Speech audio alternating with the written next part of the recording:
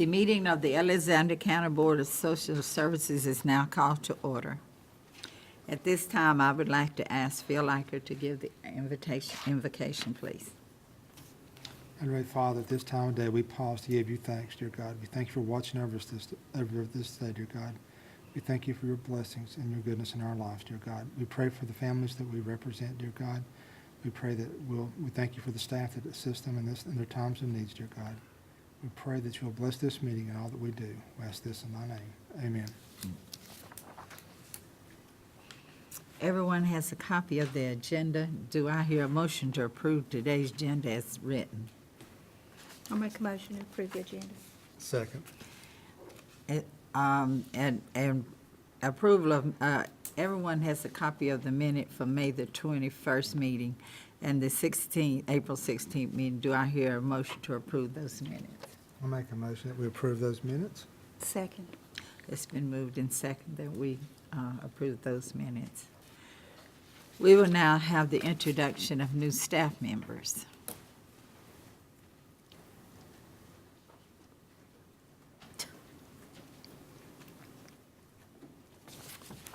Good afternoon. I'm Holly Young, the Children's Services Program Manager, and I am pleased to introduce you to Felicia Crouch, our newest supervisor in child welfare. Felicia came to us from Caldwell County with 14 years of experience, yay. 7 of those years doing investigations and assessments, and 2 of those 7 actually carrying a blended caseload of investigations and in-home cases.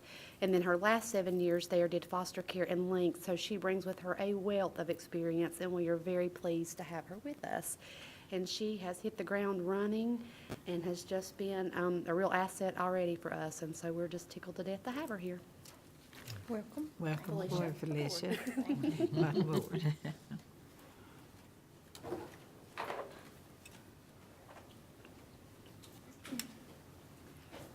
I'm Julie Sebastian. I'm the Adult Service Supervisor, and I am introducing Lara Shepherd. She come from Child Welfare. I think Holly's wanting to put a no trespassing sign over there. She had mentioned to me earlier. But Lara is a Wilkes native. She is the Social Worker 3 position. She's got several hats she's going to be doing on call APS, Adult Protective Services, Outreach, Guardianship, Representative Payee, Adult Home Specialist, Adult Daycare, and I'm sure I've missed a few. But we're glad to have Lara. She worked in child welfare for about a year, and also she worked in mental health for about 5 years, over 5 years. Good to have you. And welcome aboard, Laura.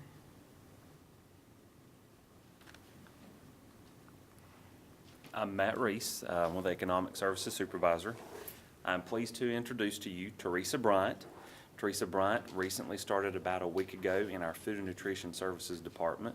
She is very energetic, very engaged in learning already. I mean, it's amazing. We sat in my office this morning, was going over different policy changes and those kind of things, and I could tell that a lot of things was really starting to stick because she was asking me tough questions.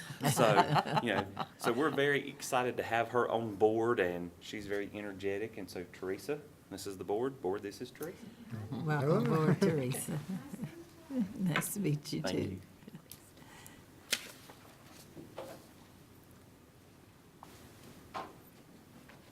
Good afternoon. I'm Kristen Kurd. I'm Child Protective Services Supervisor, and I'm pleased to introduce James Sturgill. James was actually our intern, and we put him to work the day after he graduated. He graduated May 12th, and we brought him on May 13th. And James was in the Army and did a tour of duty in Iraq, and then went to school on the GI Bill for social work. So we are so pleased to have him. He's doing a fantastic job. James, this is the board. Board, this is James. Welcome aboard, James. And she's having a boy. You'll learn, James, when they come in, they can't get out. That's what you bring them in as interns, but can't. I'm glad you didn't get rid of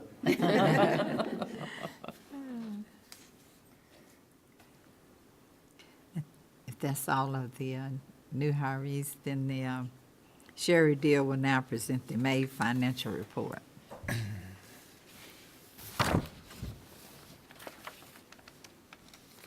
Hello.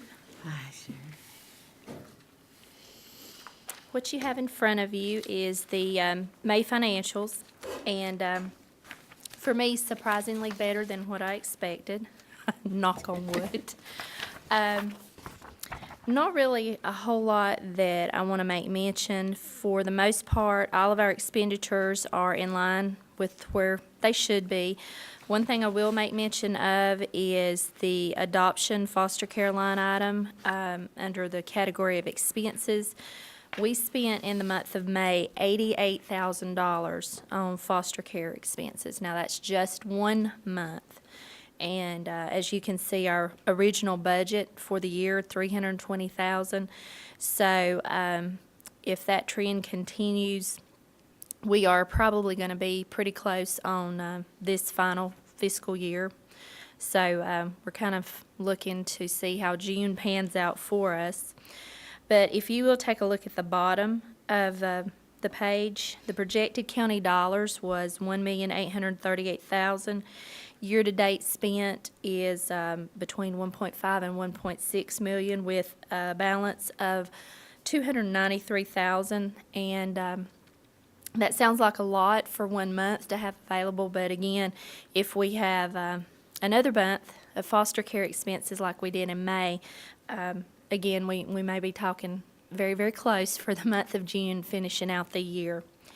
And I did want to make mention of one other item. We had a fiscal monitoring on April 24th, and what that consists of is a state representative comes in and monitors the 1571 that I prepare each month, and that covers how the coding of the staff is, our expenses, how they tie back to the ledger, if there's any deficiencies, and the monitor found no adjustments were necessary. The 1571 was completed completely with all necessary backups, so we had no deficiencies for Alexander County.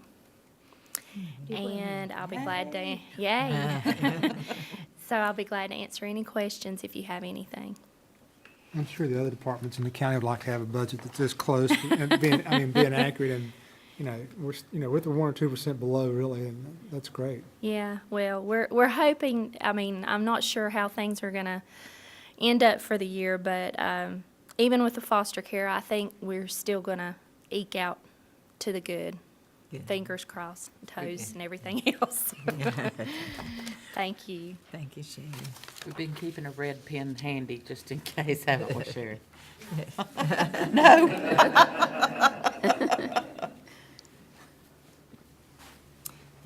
At this time, the DSS supervisor will present the May statistical report. Good afternoon. If I can draw your attention to page 1 of your statistical report, just want to recap in the section line item food and nutrition. For the month of May, we had total number of cases 2,811, total participants 6,613, with 140 applications, and the amount of total benefits being $724,158. I was also going to draw to your attention that we had a change in how we presented the information, and was not sure if you guys had noticed this. Cindy and myself had discovered it, and we just wanted to make sure that we represented it in a correct way. If you look over to the left, in July, August, and September, number of applications shows 48, 43, and 40. But come March, which is beginning after the NC Fast transition, it's 141. Basically what happened here was, if you remember, pre-NC Fast, we were reporting out the number of applications and the number of reapplications that were taken each month. Basically what happened was we adopted the line that had the number of reapplications, which is why the number to the left is so small. Cindy and myself both looked at this and she said, Matthew, what happened, in May we've got 140, but, back in August and September, 43 and 40, what's going on? At first it took me a minute, so we just wanted to make sure that, in case if you guys ever stumbled upon that and looking at it, to make sure that we reflected it in a correct manner. We have been busy, but we didn't want you to think we'd taken 100 more applications in a month. That's true. The other thing, Miss Riddle is out of the office this afternoon, and I was just going to, in looking over her numbers, the only thing that stood out to my attention was on page 2 of the statistical report, in the Work First program line item, the total number of applications for the month, we took 15. And speaking with one of the workers, there was really no reason for the cause for this incline other than just the normal ebb and flow of the month. But I just wanted to draw that attention to you. And I did have something to say about that line. I had looked at that and talked with Trina, and I did not get with you. I apologize, Matthew. But if you look at that, I always look at this and I try to look at it through the eyes of what is the board going to ask us? If you look at May and see that we took 15 new applications, and then you look at the bottom, the total cash cases, and it says 61, which is the same as the month before, you'd probably be saying to yourself, okay, you took 15 new applications and you still only have 61 people receiving. What happened with the 15 applications? And so I asked Trina that.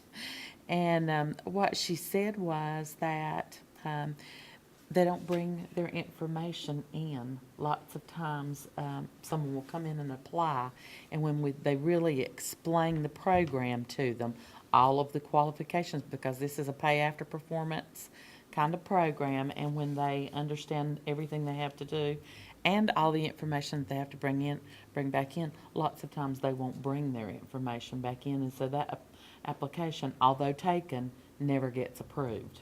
So I wanted y'all to understand, because I wondered about that. I thought, well, how could we take 15 applications and have the same number of recipients? So, okay. Any other questions? No. All right.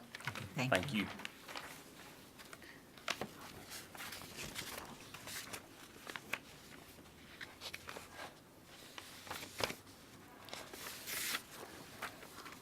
Thank you, Kay. She came over in case I got in trouble with a question about that. Let me mention one other thing on page 2 of the statistical report, since Trina's not here. The childcare items down here. She just wanted me to tell you that we spent all but $11 of our Smart Start money for this year. And we did have some monies left over in our non-Smart Start subsidy line item. It was about $6,000. And so when you say, but we spent at 99%. And so when you say, well, why didn't you spend that other $6,000? And I'm sure that there will be people out there, since our programs are televised, that will say, okay, my child was denied for child care this year. But here is the thing, that $6,000 probably represents only one child on that program. So if a child quit in the middle of a month, if all kinds of things that could happen to keep us from spending that $6,000. There was not money. We did get a reallocation this year, so that would have been all. And if we had overspent, it would have been all county money. So being the good stewards of the county coffers that we are, we came as close as we possibly could. So we did have that much money left over. The only other thing Trina brought to my attention was that we have done some negotiations with the Smart Start program and our county and our state reps, and we are hoping to add on teen moms as a priority category. We're going to do an MOU with Smart Start this coming year and hopefully be able to spend some of our Smart Start funding to make sure that our teen moms don't go on the waiting list, that they are a priority category. And I think that's very good, very good. I mean, if we don't give them child care, they can't go to school, and then we see issues crop up in child welfare and those kinds of things. So those were the things she asked me to mention.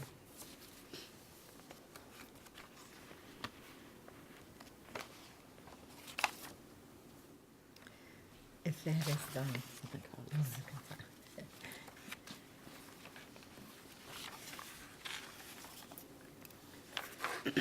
If I can draw your attention to page 5. And my report printed a little funny, but I could see just about everything on the report. But the child welfare data, or statistics are on page 5 and 6. And so if you'll look at the first line of our report, you will see that in May, we took 103 reports again. And of those 103, accepted 91 reports, either as assist or investigations, and only screened out 8 of the reports that we received. That is a staggering number for us, and especially 2 months back to back. And so our staff are feeling that right now, and are working as hard as they can to stay on top of the reports that they are assigned and not to let anything get behind, because if you get 1 a day or 2 a day, there's no room for waiting a day to go see someone. So they have worked very, very hard in the months of April and May. They always work really hard, but those months have been especially painful for them in trying to balance those numbers. You can see on the last day of the month of May, we had 65 investigations that remained open, and we had 53 in-home cases that remained open. And so just to bring a little light to that, the state standard for investigations is 10 investigations to 1 worker. We have currently 6 investigators, and so you can see that they're slightly over standard in that category. And in-home cases, the same number, a 10 to 1 ratio with 4 in-home workers, and so that ratio went up just a little bit, or is a little bit higher for them. And so we're working on those and keeping a close eye on those cases. In the next block, you'll see our children in foster care, and you can see that we had 1 child that left our custody in the month of May. We currently have 58 children in foster care. Of those children, 19 are in licensed foster home placements. And I also want you to see the number of 21 children that are placed in kinship placements. And those 21 children, because I want to go back to what Sherry was talking about in her financial report, those 21 children receive no payment for child welfare as far as foster home or foster care payment. And so what we know is that there is about 1/3 of our children that's taking about 75% of the money that we have budgeted for foster care. We are working diligently to license 7 new foster homes in the hopes that we will get some of those children and their sibling groups out of some very high dollar placements to save ourselves some money in the coming year. But I did want to speak to that because it is frightening for us. I know it's frightening for the board and Cindy and Sherry when they look at those numbers and try to make sure that we have what we need to be sure that our children are taken care of throughout the year. And on the back page, you can see that we currently have 19 homes that are licensed. And as I said, there are 7 homes that are pending license right now that Tennille Heilman, our foster home licensing specialist, is working on those licenses very diligently to make sure those folks are licensed. I'll be glad to answer any questions. Thank you. Thank you, Sherry.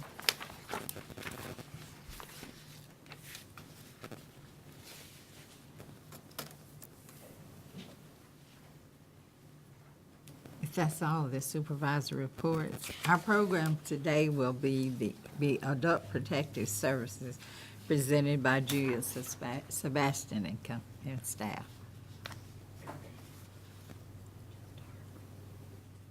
I did want to mention before I started on the presentation that May is Older Americans Month, and we had a event called Golden Opportunity Day. The end of May, we had a good success. We had 45 people that came. Phil was our guest speaker, Phil Eichard, as well as Stony Point Family Medicine, and then our entertainment was the Sugarloaf Ramblers. So I wanted to mention that.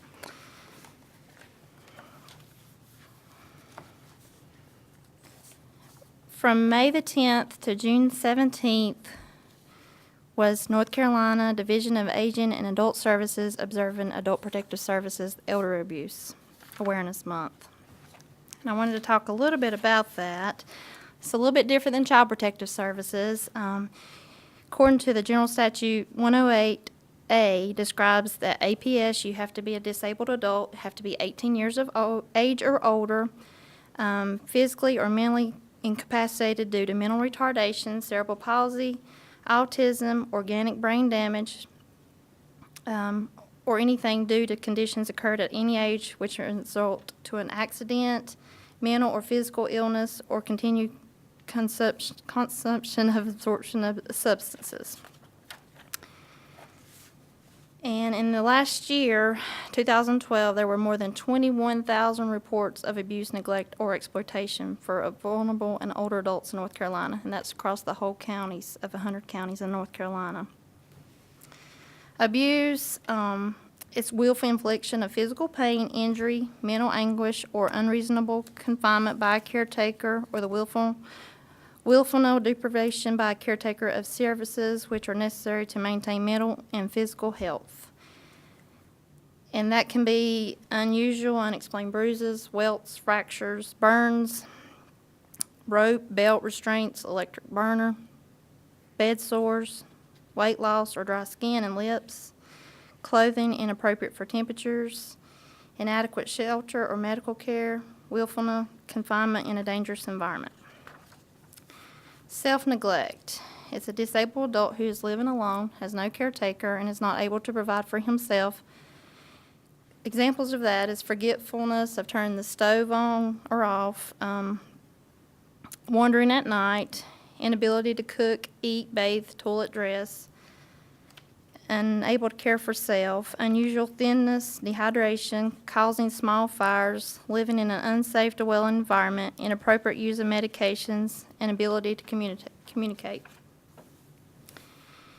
Caregiver neglect is failure to provide care from a caregiver, such as adequate food, clothing, shelter, failure to manage resources to meet needs, failure to provide safe and living situation that is not hazard to health and safety, failure to provide appropriate supervision, failure by a caretaker to provide or arrange for medical needs. And exploitation is unexplained withdrawal of money from bank accounts, unusual interest by anyone in disabled adults' assets, difference between assets and lifestyles, unusual large payments for services, mismanagement of personal funds, failure to pay for essential services, and also appropriate sexual activity. And in last year, there was 71% that were confirmed APS, Adult Protective Services. They were 60 years of age and older. 13% of these lived in facilities or shelters, and 87% lived alone or with family. The most common form of mistreatment was neglect, which is 63%, and also 25% caretaker neglect. And these individuals, they, like I said, it's a little different in children's services. If they have capacity, they can make wrong and poor decisions as long as they know their consequences. Disabled adult has capacity to consent, which means if we substantiate and feel like abuse, neglect, or exploitation is going on, then if they have capacity, they can consent saying they don't want help, don't want services, or they can consent saying they do want help. And they have they know their consequences. For example, we have a gentleman that lived in his car. Of course, he knew to crank up the car for the heat. He knew to go to a neighbor's house for shower. He knew to go to the neighbor's house for his insulin to get it out of the refrigerator. You know, he knew the consequences. If he didn't turn on the car, he could freeze. He knew if he didn't go over to the neighbor's house, of course, he wouldn't get his insulin, wouldn't get food, things like that. So during our evaluation, we are looking at their mental capacity. You know, do they know the day? Do they know the president? Do they know their mother's maiden name? Things like that. And that's things I keep telling myself so when I get old, I can maybe pass that test. But that is a little different. And people think, I know, for adult services that we're going to just take that individual out of their home, and we're not going to do that. If they have capacity, they know their consequences. They understand that, you know, if I don't do this, this can happen, then they have capacity. If they don't have their capacity, then, of course, we're going to file a petition and hopes the family first can file that petition to be the guardian and make that appropriate decision for them. But if family's not willing, we're going to file a petition and hopefully put them in a safe environment, a nursing home facility or whatever, in order for their needs to be met. So that's pretty much it in a nutshell. Does anybody else have any questions or concerns? No, this is no, I Okay, thank you. don't. Thank you. I would just like, while Julie's up here, I'd just like to give her some kudos because she has had a vacancy, and in Adult Protective Services, we only have 2 staff members, and both of those people do about 7 programs apiece.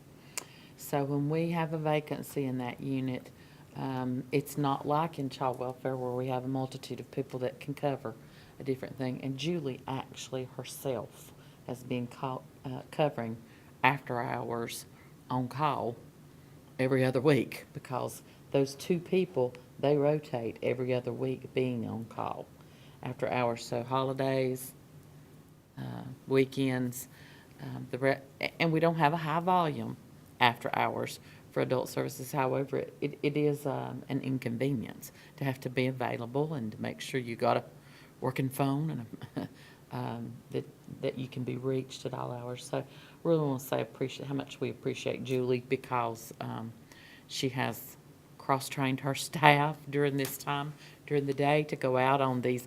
And I did see we had a high report month of 16 in April, so she has been one busy lady, and we really do appreciate her.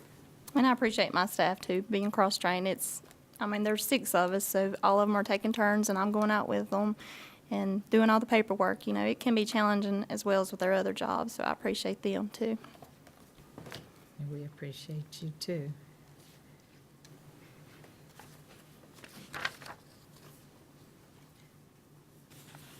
We will now hear items from our DSS Director, Cindy Holman.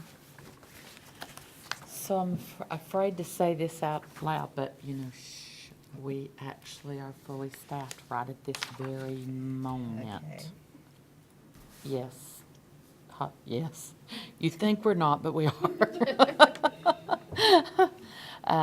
We don't have anything posted at this very moment. We do have a position posted. Okay. We will have, we are filling some positions and have filled some positions from within. And you heard Julie talk about Lara moving over from child welfare. And we've done I think a really good job the past while of bringing in interns and hiring people into our community social services tech positions that have degrees and those kinds of things. We moved our Stephanie was in our community social services tech position and moved up as a social worker, so we're real proud of that. And if our budget passes, and tomorrow night's the big night, Daryl's not here today, so we could put some pressure on him.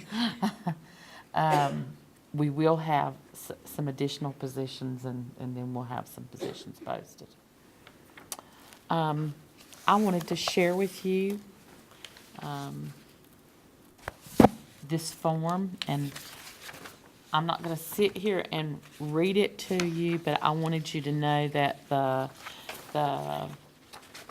Association of County DSS Directors, the staff and DSS board members, and the Social Services Consortium came together to create a legislative priority document. And thank goodness they did, because one of our legislators actually called me today to ask my opinion about some things. And I do think it's a good thing when we have something right in front of us that talks specifically, and if you look at the second page, you'll see exactly what the Directors Association and the consortium, our requests that our block grants be maintained, that our child welfare funding be maintained at the level that it was before we lost the most recent 4E money. And Sherry and I looked at that this year, and it was approximately $100,000, was it?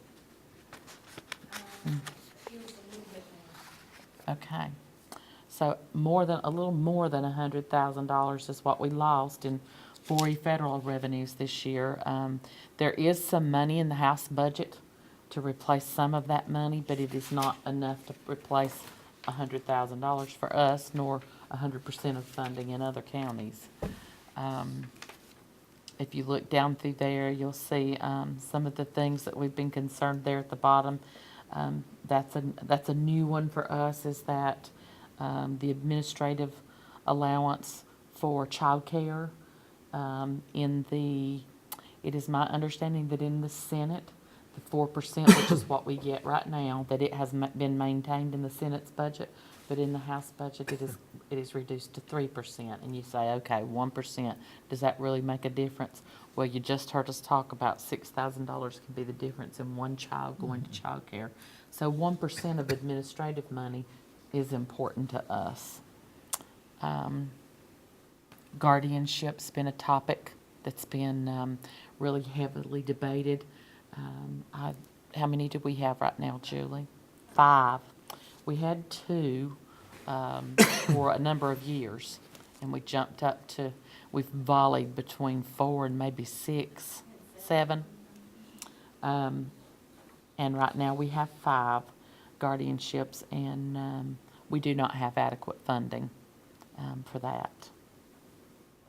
So I just kind of wanted you to see that, and that this is what has been put forward, and if our legislators or anyone were to contact you, that this would be our agenda for North Carolina. The other thing I wanted to mention to you today, and it may be a short meeting today, is that the Social Services Institute is October the 23rd through the 25th in Hickory this year. Every other year it rotates, and it's either towards the central part of the state or the eastern part of the state, and then for the last couple of years, every other year it's been in Hickory, which is nice for us because we can do day travel. We don't have to travel overnight. We're able to attend very well, and there is always, almost always, a meeting of the county boards of social services during that institute. There also almost always is a training during that institute for board members. So I think, Barbara, have you attended before? I know that Hazel had attended in the past, and if any of you are able to attend the institute, and would let us, as soon as we get our packet that tells exactly what the agenda is and when the meetings are and that kind of thing, we'll get that to you. We certainly would cover your fees for attending that, but we'd love to have you go and meet with other boards and board members and get some training and hear what they do in other. You might bring great ideas back to Alexander County. And a lot of our staff will be able to attend, and we'll be able to attend hopefully, I'm not sure, they usually let you do day registration. They don't let you they wouldn't let us do a combined registration last time, I think I remember, because we tried to say, can this person come on the first day and this person come on the second day? And they wouldn't kind of wouldn't let us do that, but we will get as many people to that as we can. It will be, I feel like, heavily focused on work support strategies and NC FAST this time around. So a lot of our economic services staff and supervisors will probably want to attend the institute. I did want to mention, Barbara, when you talk about next month's meeting, we had, the management team, we had brainstormed a little bit about programs for this year, and we thought maybe in July, that might be a good time for us to have, instead of us standing up and telling information about all our programs, for maybe all of our board members to just take 3 or 4 minutes and tell a little bit about themselves and their background and their education and anything you want to tell about your family, and maybe say a sentence or two about what being on this board accomplishes for you personally. But if y'all wouldn't mind doing that, would that be something you'd be willing to do? We thought it'd be great for our staff to get to know you a little bit better. We'll certainly send you a reminder. Okay. Maybe give you a couple of questions. Okay. That would be okay. And that's all I have. Are there any items from the board? Any items today? Okay. The next meeting of the Alexander County Board of Social Services will be July the 16th at 4 o'clock, and the board members will be in the hot seat. No, we'll be ready. We'll put you Okay. to sleep. Yeah. Do I have a motion to adjourn at this time? I make a motion to adjourn. A second? A second. Okay, it's been moved in second that we adjourn until July the 16th. Thank you very much.